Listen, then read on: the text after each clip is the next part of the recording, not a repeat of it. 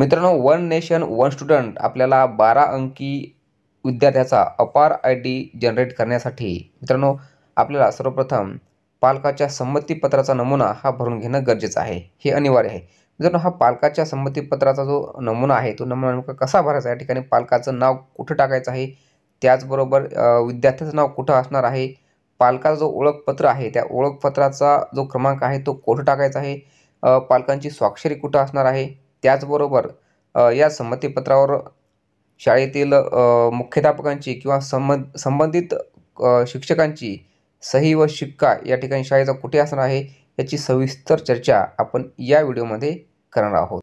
तत्पूर्वी मित्रांनो, तुम्ही जर आपल्या PK स्टडी पॉईंट या चॅनलवर नवीन असाल तर चॅनलला सबस्क्राईब करा, सदर व्हिडिओला लाईक करा आणि जास्तीत जास्त शेअर करा.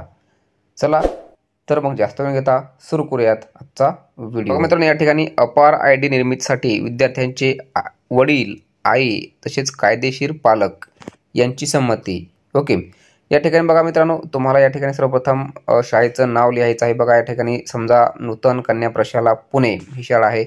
तर या ठिकाणी मी म्हणजेच तुमचे जे पालक आहेत यामध्ये आई असेल, वडील असेल किंवा कायदेशीर पालक असतील, या ठिकाणी त्यांचं नाव लिहायचं आहे आणि त्यापुढे विद्यार्थ्याचं नाव या ठिकाणी टाकायचं आहे. समजा अभय अशोक शिंदे हे वडील आहेत आणि त्यांचा मुलगा अजय अभय शिंदे.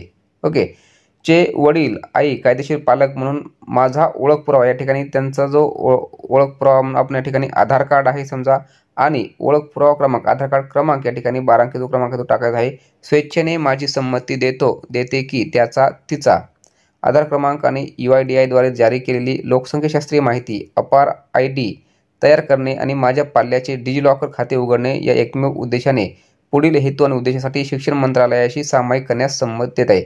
आता या ठिकाणी बरीच माहिती या ठिकाणी दिली आहे. आता तुम्हाला खाली बघा या ठिकाणी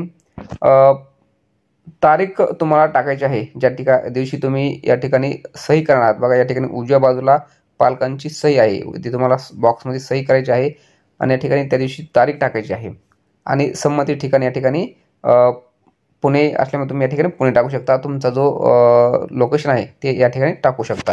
आता या ठिकाणी बघा खाली